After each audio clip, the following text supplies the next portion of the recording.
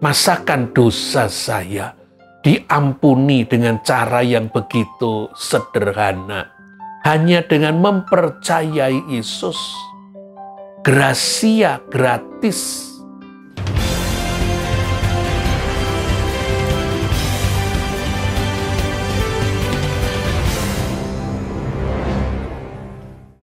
Shalom Bapak Ibu, Saudara-saudari, selamat bertemu kembali bersama dengan saya dalam seri Walking with God. Kali ini saya mengajak Bapak Ibu untuk melihat kehidupan Gideon, salah seorang hakim.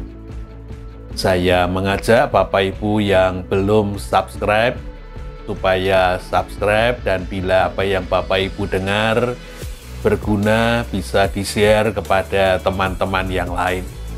Tuhan memberkati kita. Mari kita awali dengan terlebih dahulu berdoa, memohon pertolongan Roh Kudus. Ya Tuhan yang kami kenal, kami sembah di dalam diri Tuhan Yesus Kristus, Tuhan yang mengasihi kami. Kami datang memohon pertolongan Tuhan, supaya kami dapat mengerti firman Tuhan, juga supaya kami dapat mengerti kehendak Tuhan di dalam kehidupan kami masing-masing. Berilah kami pewahyuan, berilah kami hikmat, dan berikanlah kami iman. Tolonglah alat yang menjadi perantaraan firman, layakkan, kuduskan, dan mampukanlah ia berkata-kata seturut dengan kehendak Tuhan, tetapi juga agar kata-katanya dapat kami ikuti dan kami mengerti. Mari Tuhan berfirmanlah oleh karena kami bersedia untuk mendengarkannya. Di dalam nama Tuhan kami yang hidup, Tuhan Yesus Kristus, kami berdoa dan memohon. Terima kasih. Amin. Mari Bapak Ibu, saya ajak untuk membaca terlebih dahulu dua bagian dari kitab Hakim-Hakim. Yang pertama Hakim-Hakim pasal yang ke-6 ayat 11 sampai dengan ayat yang ke-14, dan yang kedua dari Hakim-Hakim pasal yang ke-7 ayat 19 sampai dengan 22. Kita mulai dengan Hakim-Hakim pasal yang ke-6 ayat 11 sampai dengan 14 yang dituliskan demikian. Kemudian datanglah malaikat Tuhan dan duduk di bawah pohon tarbantin di Ofra, kepunyaan Yoas orang Ebiezer itu, sedang Gideon anaknya mengirik gandum dalam tempat pemerasan anggur agar tersembunyi bagi orang Midian. Malaikat Tuhan menampakkan diri kepadanya dan berfirman kepadanya demikian. Tuhan menyertai engkau, ya pahlawan yang gagah berani. Jawab Gideon kepadanya, ah Tuanku, jika Tuhan menyertai kami, mengapa semuanya ini menimpa kami? Di manakah segala perbuatan-perbuatannya yang ajaib, yang diceritakan oleh nenek moyang kami kepada kami, ketika mereka berkata, bukankah Tuhan telah menuntun kita keluar dari Mesir? Tetapi sekarang Tuhan membuang kami dan menyerahkan kami ke dalam cengkeraman orang Midian. Lalu berpalinglah Tuhan kepadanya dan berfirman, pergilah dengan kekuatanmu ini, dan selamatkanlah orang Israel dari cengkeraman orang Midian. Bukankah aku mengutus engkau? Hakim-Hakim pasal yang ke-7 ayat 19 sampai dengan 22. Lalu Gideon beserta 100 orang yang bersama-sama dengan dia sampai ke ujung perkemahan itu pada waktu permulaan giliran jaga tengah malam, ketika penjaga-penjaga baru saja ditempatkan. Lalu mereka meniup sangkakala sambil memecahkan buyung yang di tangan mereka. Demikianlah ketiga pasukan itu bersama-sama meniup sangkakala dan memecahkan buyung dengan memegang obor di tangan kiri dan sangkakala di tangan kanannya untuk ditiup serta berseru, "Pedang demi Tuhan dan demi Gideon." Sementara itu tinggallah mereka berdiri masing-masing di tempatnya sekeliling perkemahan itu. Tetapi seluruh tentara musuh menjadi kacau balau, berteriak-teriak dan melarikan diri. Sedang 300 orang itu meniup sangkakala. Maka di perkemahan itu Tuhan membuat pedang yang seorang diarahkan kepada yang lain. Lalu larilah tentara itu sampai ke Betsita, ke arah Serera, sampai ke pinggir Abel Mehola, dekat Tabet.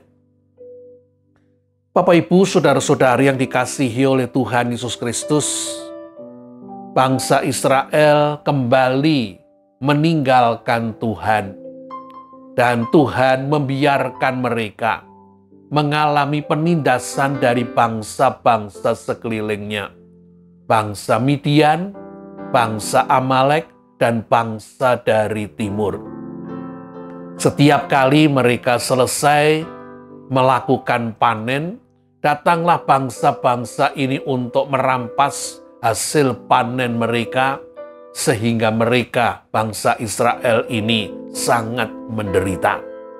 Dan dalam situasi seperti itulah diceritakan tentang Gideon, anak Yoas, yang mengirik gandum tetapi bukan di tempat terbuka, supaya sekam dan kulit gandum itu ditiup angin dan jatuh di tanah. Tetapi Gideon mengirik gandum di tempat pemerasan anggur. Tempat pemerasan anggur biasanya di dalam rumah. Sehingga ketika Gideon mengirik gandum itu dilempar-lemparkan di atas. Di tempat kita tampah, maka debu, maka kulit gandum sekam akan berhamburan kemana-mana. Dan itu dilakukan Gideon supaya tidak ketahuan orang-orang Midian bahwa ia sedang menampi gandum. Bapak, Ibu, saudara-saudari, di tengah-tengah situasi penindasan orang-orang Midian, Gideon tidak ingin untuk berdiam diri. Dia berbuat apa yang bisa diperbuatnya, dan salah satu cara cerdas yang ia lakukan, walaupun itu merepotkan, dia mengirik gandum di tempat tersembunyi, yaitu di tempat pemerasan anggur. Mungkin kalau sekarang menjadi lebih mudah dengan memakai masker maupun penutup muka. Bapak, Ibu, saudara-saudari yang dikasihi oleh Tuhan Yesus Kristus, pada saat itulah malaikat Tuhan datang menjumpai Gideon dan berkata kepada Gideon, "Hai pahlawan, Tuhan menyertai engkau. Tuhan menyertai engkau, hai pahlawan yang gagah berani." Betapa aneh kalimat ini. Bagi Gideon, jikalau Tuhan menyertai, mengapa Tuhan membiarkan penindasan bangsa Midian? Tuhan sudah tidak lagi menyertai bangsa Israel. Tuhan sudah membuang bangsa Israel. Dan itulah yang dikatakan Gideon kepada malaikat Tuhan, yang agaknya belum sepenuhnya disadari oleh Gideon bahwa itu malaikat Tuhan. Dan kata-kata pahlawan yang gagah berani, walaupun nama Gideon bisa diartikan pemberani, tetapi Gideon merasa dirinya bukan seorang pemberani. Dia seorang yang sesungguhnya penakut. Tetapi kata-kata malaikat Tuhan ini merupakan sebuah nubuatan. Tuhan menyertai, dan bahkan sekarang Tuhan datang kepada Gideon karena Tuhan mengutus Gideon. Gideon diutus untuk membebaskan bangsanya dari penindasan orang-orang Midian, bahkan juga orang Amalek dan bangsa dari timur, supaya Gideon menjadi pahlawan. Bapak, Ibu, saudara-saudari yang dikasihi oleh Tuhan Yesus Kristus, dengan segera Gideon mengungkapkan akan keraguannya, bahwa dia hanyalah seorang dari suku yang terkecil. Bahkan di tengah-tengah keluarganya pun dia adalah anak yang terkecil. Bagaimana mungkin dia memimpin bangsanya? Karena itu Gideon kemudian minta supaya diberi tanda. Ia mengolah persembahan dan malaikat Tuhan kemudian menyentuhnya dengan tongkatnya dan persembahan Gideon terbakar. Dan saat itu sadarlah Gideon bahwa dia berhadapan dengan malaikat Tuhan. Malaikat Tuhan mengutus Gideon supaya merobohkan misbah Baal dan tiang berhala. Dan karena Gideon takut melakukannya pada siang hari, ia melakukannya pada malam hari. Misbah Baal dirobohkan dan tiang berhala dipatahkan, dan ia membangun misbah untuk Tuhan dan mempersembahkan korban di atas misbah itu. Gideon sekarang menjadi seperti namanya, pemberani atau penebang kayu, penebang pohon. Gideon menebang tiang berhala, merobohkan misbah Baal. Dan ketika besok para tetangga melihat apa yang terjadi, bahwa tiang berhala dan misbah milik Yoas dirobohkan, mereka mencari siapa yang merobohkan. Dan ketika kemudian ketahuan yang melakukan adalah Gideon, dan orang banyak ingin untuk menangkap dan mungkin membunuh Gideon, Yoas membela anaknya dengan mengatakan, tidak usah membela Baal. Biarlah Baal membela dirinya sendiri. Biarlah Baal bersaing dengan Gideon. Dan karena itu Gideon kemudian diberi nama Yerubbaal, pejuang yang berani melawan Baal. Gideon diutus Tuhan untuk menghadapi bangsa Midian, bangsa Amalek, dan bangsa dari timur yang sudah berkumpul untuk menyerang. Mereka berkemah di lembah. Tetapi Gideon ragu-ragu, tidak segera berangkat oleh karena dia sesungguhnya tidak yakin dengan dirinya sendiri. Gideon minta tanda. Yang pertama adalah ia meletakkan sepotong kulit di halaman dan ia minta supaya besok pagi kulit itu penuh dengan embun, tetapi halamannya kering. Dan Tuhan mengabulkan memberi tanda tersebut. Kulitnya basah tetapi sekelilingnya halaman itu kering. Gideon masih ragu, ia minta tanda satu kali lagi supaya terjadi kebalikannya. Supaya kulit yang diletakkan di halaman itu tetap kering, sementara halaman sekeliling kulit itu basah. Dan itu pun kemudian terjadi. Lalu Gideon memanggil orang-orang bangsa-bangsa untuk maju berperang bersama dengan dirinya. Tetapi Gideon sesungguhnya dipakai Tuhan untuk menjadi alatnya Tuhan. Perang yang mau dilakukan sesungguhnya adalah perangnya Tuhan. Karena itu ketika Gideon memanggil bangsa-bangsa Israel ini dan kemudian berkumpullah 32.000. Sebuah jumlah yang cukup banyak, tetapi apa artinya dibandingkan dengan bangsa Midian, Amalek, dan bangsa dari timur yang mungkin sekitar 120.000 banyaknya. Tetapi 32.000 dikatakan oleh Tuhan terlalu banyak. Suruhlah mereka yang ragu-ragu pulang. Suruhlah mereka yang sesungguhnya tidak siap untuk berperang pulang. Dan betapa mengejutkan oleh karena dari 32.000 yang kemudian meninggalkan tempat itu pulang, 22.000. Lebih banyak yang pulang daripada yang tinggal sepertiga dari jumlah semula, 10.000. Tetapi 10.000 pun Tuhan berkata, itu masih terlalu banyak. Suruhlah mereka minum air di sungai. Dan dari cara orang-orang ini minum air, Tuhan memilih orang-orang yang dikehendaki. Orang yang dikehendaki oleh Tuhan bukan orang yang minum dengan kepalanya dimasukkan ke air. Orang yang dipilih Tuhan adalah orang yang minum dengan cara tangannya dimasukkan ke dalam air dan dibawa ke mulutnya. Orang-orang yang matanya tetap melihat ke sekeliling. Orang-orang yang waspada, orang-orang yang tidak lengah dengan membiarkan matanya terbenam di dalam air.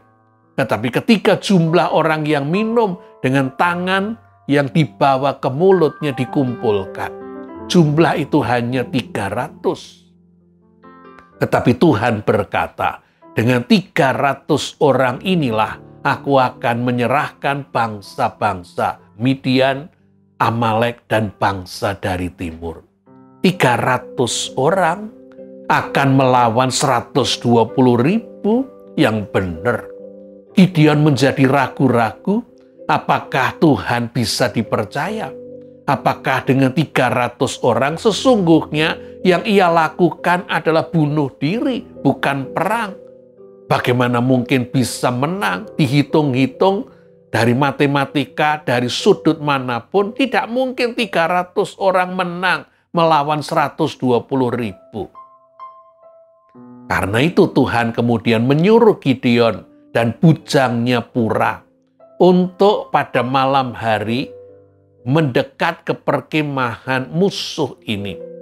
Dan ketika Gideon dan Pura mendekat, mereka mendengar musuhnya ada yang bermimpi, ada roti jelek yang menggelinding dan kemudian menghancurkan perkemahan mereka.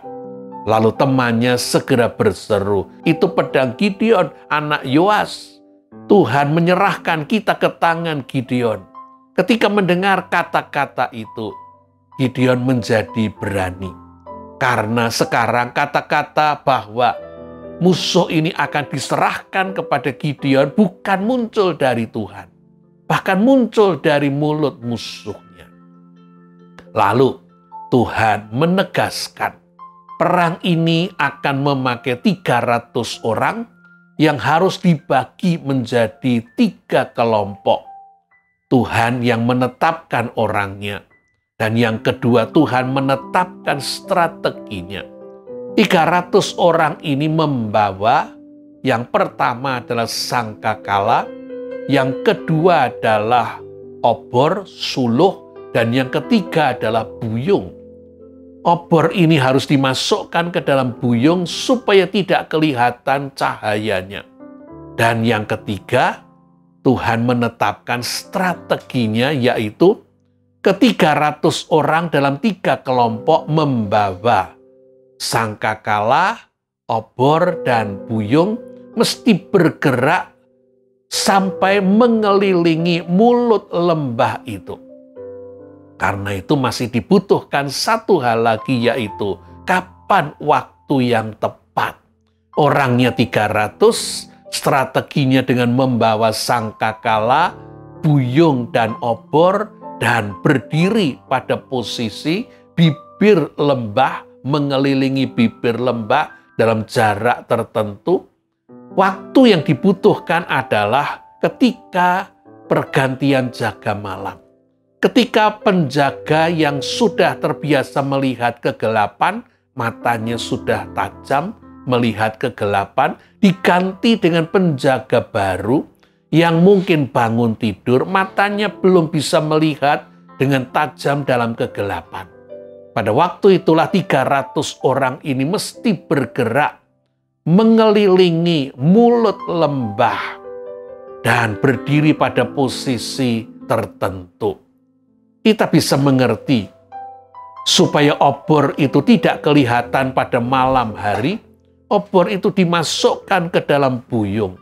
Tetapi 300 orang berjalan membawa buyung berisi obor, kalau salah satu saja jatuh dan buyungnya pecah, obor itu sudah akan kelihatan. Dan mereka akan ketahuan. Karena itu Tuhan butuh 300 orang yang cermat, yang teliti, yang bisa diandalkan, tidak akan melakukan kesalahan. Dan sesudah 300 orang berdiri pada posisi mengelilingi mulut lembah, lalu mereka berseru, pedang untuk Tuhan dan untuk Gideon. Lalu buyungnya dipecah, obornya segera kelihatan, lalu sangkakala itu ditiup. Orang-orang Midian, Amalek, dan bangsa dari timur yang berkemah di bawah tiba-tiba dikelilingi oleh cahaya. Mereka tidak bisa melihat di belakang cahaya itu ada berapa banyak pasukan. Lalu sangkakala itu ditiup sambil bersorak-sorai. Saya berpikir, satu pasukan cukup membawa satu sangkakala. Kalau seluruh pasukan membawa sangkakala semua, itu bukan mau perang, itu mungkin mau parade. Satu pasukan cukup satu orang membawa sangkakala. Jadi kalau pada malam itu 300 sangkakala ditiup, itu menimbulkan kesan bahwa orang Midian, Amalek, dan bangsa dari timur ini sudah dikepung 300 pasukan. Bangun tidur, tidak siap untuk berperang, sudah terkepung rapat. Mereka takut, tidak sanggup untuk berpikir untuk melawan. Yang pertama diambil dan dilakukan adalah mengambil senjata. Orang dalam jumlah banyak, masing-masing memegang senjata. Dikatakan Tuhan mengarahkan senjata yang satu menusuk kepada temannya sendiri. Bangsa ini kacau balau. Mereka kemudian berusaha untuk lari dan bukan untuk berperang. Dan akhirnya mereka dikalahkan oleh Gideon bersama dengan bangsa Israel yang mengejar mereka. Bapak, Ibu, saudara-saudari yang dikasihi oleh Tuhan Yesus Kristus, mungkinkah dengan 300 orang Gideon menang? Secara manusiawi, tidak mungkin ada peluang untuk menang. Tetapi Tuhan memiliki strategi yang tepat. Dan kenyataannya dengan 300 orang inilah, walaupun kemudian bangsa Israel yang lain ikut menyerang, Gideon mendapatkan kemenangan. 40 tahun aman dari orang-orang Midian, Amalek, dan bangsa-bangsa dari timur. Bapak, Ibu, saudara-saudari yang dikasihi oleh Tuhan Yesus Kristus, percayakah kita akan kuasa Tuhan? Percayakah kita bahwa Tuhan mampu melakukan segala sesuatu, tidak ada yang mustahil? Bahkan kalau strategi Tuhan itu secara manusiawi, secara matematis, secara logika, tidak ada logikanya, tidak masuk akal. Bagaimana mungkin bisa seperti yang diharapkan? Tuhan punya perhitungan yang tepat.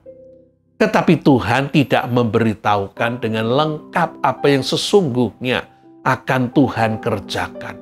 Dibutuhkan iman untuk mempercayai Tuhan. Mana yang kita percayai?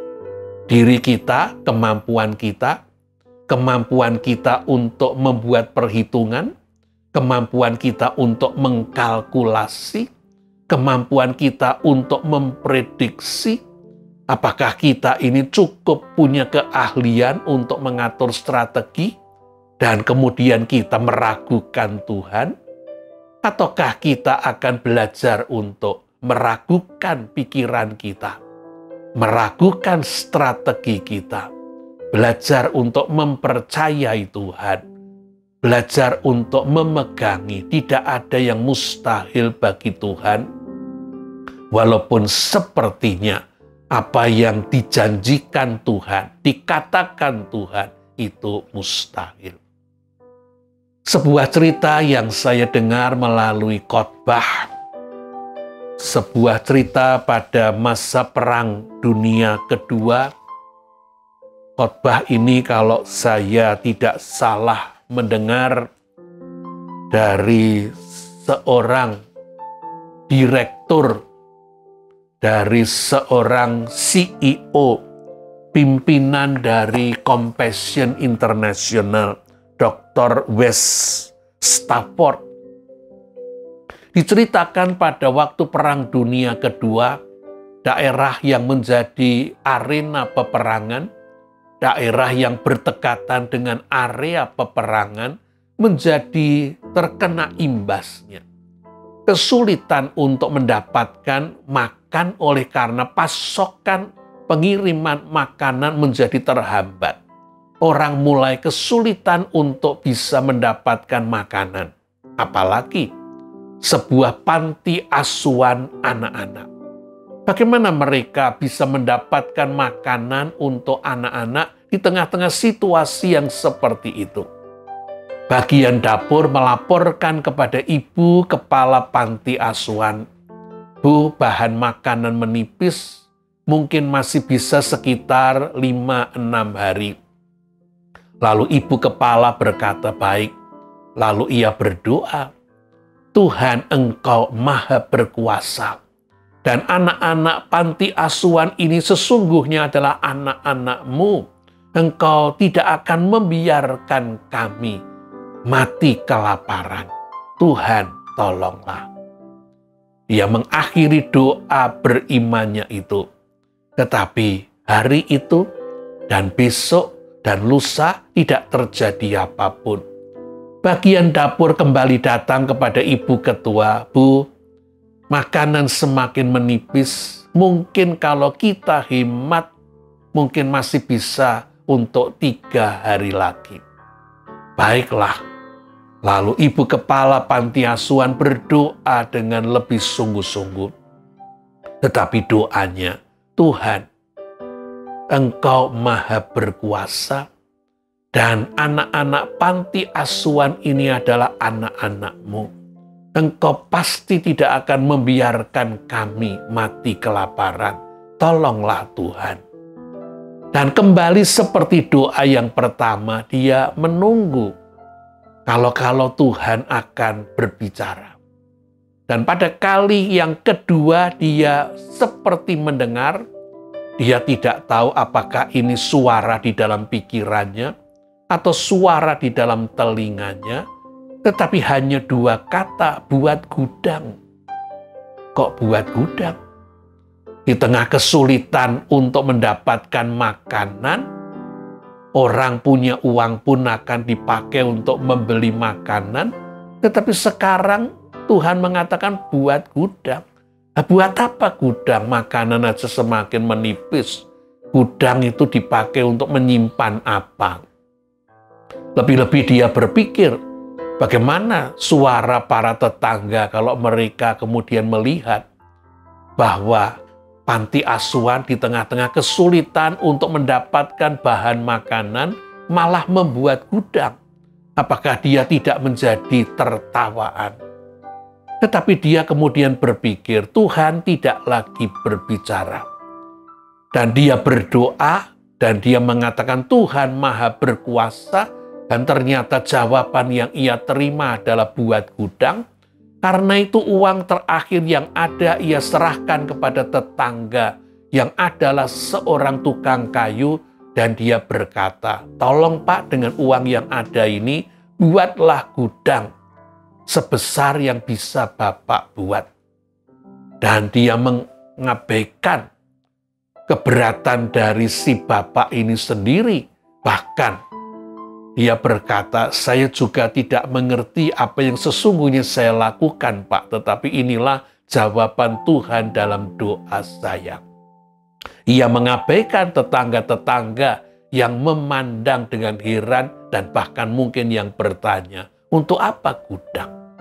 Tetapi pasukan yang berperang, pasukan yang ada di garis depan pun, manusia yang butuh makan dan minum. Walaupun dalam peperangan, karena itu ada divisi yang mengurusi tentang makanan dan minuman untuk dibawa sampai ke garis depan. Dan saat itu makanan dibawa melalui kapal melewati sungai. Entah apa yang terjadi dengan sungai itu, tetapi pada hari itu sungai itu sepertinya menjadi dangkal, sehingga kapal yang bergerak ke arah garis depan tidak dapat sampai ke garis depan. Kapal itu kandas di bagian tertentu, dan mereka sudah mengupayakan untuk bergerak maju dan tidak bisa bergerak maju. Lalu makanan yang ada di kapal sekian banyak ini akan menjadi mubazir. Tidak ada yang memanfaatkan. Sayang, dikirim ke garis depan masih terlalu jauh. Lalu komandan yang mengurusi makanan ini minta supaya ada yang memberikan saran. Dan seorang prajurit yang mengenal lingkungan di situ kemudian berkata, "Komandan, tidak jauh dari sini ada panti asuhan. Daripada makanan ini sia-sia tidak termakan, lebih baik kita kirimkan ke panti asuhan tersebut." Dan usul itu kemudian disetujui. Lalu mereka mengirimkan supaya divisi darat mengirimkan beberapa truk untuk mengangkut makanan dari kapal, dari sungai, dibawa ke panti asuhan. Dan malam itu, truk-truk ini bergerak untuk membawa makanan dari kapal, dari sungai, dan kemudian pagi dini hari masuk ke panti asuhan. Dan bayangkan bila tidak ada gudang untuk menyimpan makanan ini, apa yang akan terjadi? Bapak, Ibu, saudara-saudari yang dikasihi oleh Tuhan Yesus Kristus, adakah kita mempercayai Tuhan? Seberapa besar kita percaya Tuhan? Apakah kita percaya Alkitab ini? Walaupun mungkin ada yang berpikir, masakan pengampunan dosa? Masakan dosa saya diampuni dengan cara yang begitu sederhana? Hanya dengan mempercayai Yesus. Gracia, gratis. Siapa bilang mempercayai Yesus itu gratis? Kita bukan hanya mempercayai Yesus, tetapi kita diminta menyerahkan hidup kita kepada Yesus. Kita ini ditebus, dibeli. Kita dari budak dosa dan budak setan. Kita dibeli dengan darah dan nyawa Yesus. Kita menjadi miliknya Yesus. Percaya kepada Yesus berarti menempatkan Yesus sebagai Tuhan. Dan kita adalah hambanya, budaknya. Apakah Bapak Ibu mempercayai kebenaran ini? Dan hidup sesuai dengan status baru kita. Yesus adalah Tuhan yang harus kita layani. Dan diri kita bukan Tuhan. Kita hanya juru kunci, penata layan dari semua yang dipercayakan Tuhan kepada kita, termasuk kepandaian kita, termasuk kekayaan kita, termasuk hidup kita, tubuh kita. Apakah kita melayani Tuhan dan memakai semuanya untuk Tuhan? Bapak, Ibu, saudara-saudari yang dikasihi oleh Tuhan Yesus Kristus, Tuhan juga menginginkan datang kepada setiap kita dan berkata, "Tuhan menyertai kamu, hai pahlawan yang gagah berani." Dan mungkin kita akan bersikap seperti Gideon. Siapa yang gagah berani? Sepertinya saya ini lebih penakut daripada gagah berani. Tetapi Tuhan menyertai dan Tuhan mengutus. Tuhan akan membuat kita mampu melakukan apa yang dipercayakan Tuhan kepada kita. Tuhan akan membuat kita melakukan apa yang menjadi rencana dan rancangan Tuhan yang butuh rekan sekerja seperti Tuhan memakai Gideon. Tuhan hendak memakai kita, melakukan rancangan Tuhan berkaitan dengan orang-orang di sekeliling kita. Percayakah kita Tuhan mampu memakai diri kita? Jangan percaya diri kita sendiri, kemampuan dan kekuatan kita. Kita ini sesungguhnya lemah. Tetapi mari kita percaya bahwa Tuhan sanggup memakai diri kita, membuat kita menjadi seperti Gideon, pemberani. Kita dibuat menjadi sanggup karena Tuhan yang akan memakai kita. Tuhan juga yang akan memberikan strateginya. Tuhan yang akan memilihkan apa yang mesti menjadi senjata, apa yang mesti menjadi perlengkapan, orang-orang yang akan diberikan untuk mendampingi dan membantu kita, dan waktu yang tepat untuk melakukannya. Bapak, Ibu, saudara-saudari yang dikasihi oleh Tuhan Yesus Kristus, sesudah Gideon sungguh-sungguh menjadi pahlawan bagi bangsanya. Bangsa Israel ingin berterima kasih dengan menjadikan Gideon sebagai pemimpin mereka. Bukan cuma Gideon, bahkan untuk anaknya, cucunya akan dijadikan sebagai pemimpin Israel. Tetapi Gideon menolak, karena Tuhanlah yang menjadi pemimpin bagi Israel. Lalu Gideon meminta jikalau bangsanya rela memberikan anting-anting yang didapat dari musuh, jarahan perang berupa anting-anting. Dan ketika Gideon mendapatkan sekian banyak anting-anting emas, ia kemudian membuat efod. Efod itu baju imam. Dan ia kemudian meletakkan baju imam efod ini di Ofra, tempat tinggalnya. Dan itulah kesalahan Gideon. Dengan membuat efod, Gideon menyebabkan Gideon sendiri bersama keluarganya kemudian menyembah efod tersebut dan membawa bangsa Israel menyembah efod tersebut. Sayang, Gideon melakukan kesalahan dengan memalingkan bangsa Israel dari menyembah Tuhan yang hidup menjadi menyembah benda mati, walaupun itu adalah barang dari emas dan bahkan seperti baju imam besar yang dikuduskan oleh Tuhan. Bapak, Ibu, saudara-saudari yang dikasihi oleh Tuhan Yesus Kristus, Tuhan hendak memakai hidup kita. Kita dijadikan pemimpin bagi orang-orang tertentu, bagi keluarga kita. Makin kita merasa kita tidak mampu, mari kita bergantung, bersandar, dan mengandalkan Tuhan yang maha berkuasa dan maha mampu. Tetapi bagi orang-orang tertentu yang justru merasa dirinya pandai, cerdas, cakap, brilian, mungkin menggeser dirinya sendiri dan mengandalkan Tuhan adalah persoalan yang besar. Karena bisa jadi Tuhan kita bukan Tuhan Allah Israel yang datang dalam diri Tuhan Yesus. Bisa jadi bagi orang-orang cerdas, pandai, brilian, Tuhan kita adalah diri kita sendiri. Salah. Kita dipanggil oleh Tuhan untuk menjadi rekan sekerja Tuhan.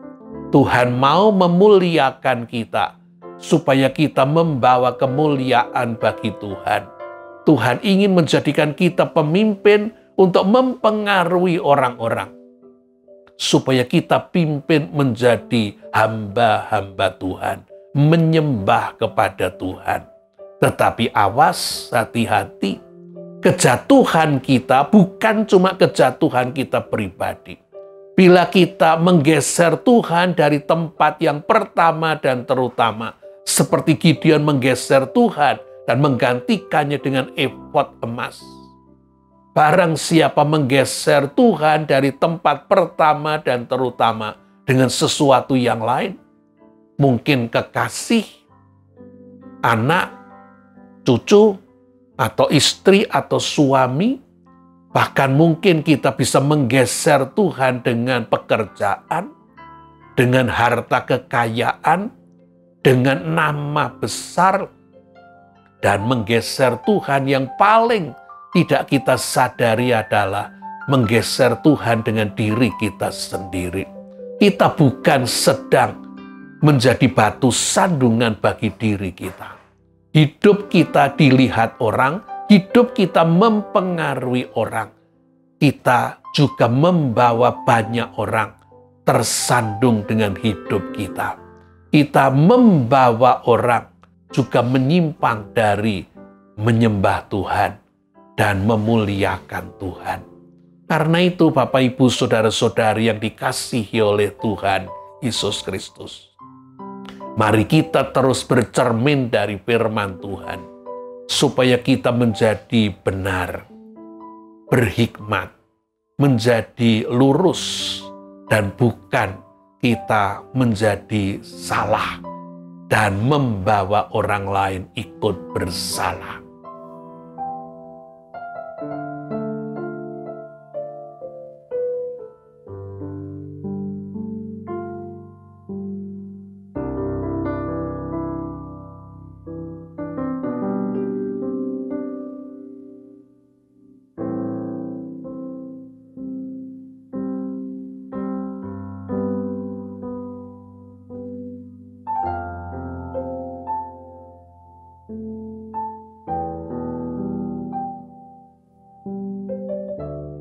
Tuhan kiranya memberikan terus-menerus pertolongan, keinsiapan, penerangan, dan sekaligus pengenalan akan dirinya yang besar dan mulia, ajaib, dan indah itu. Tuhan memberkati kita. Amin.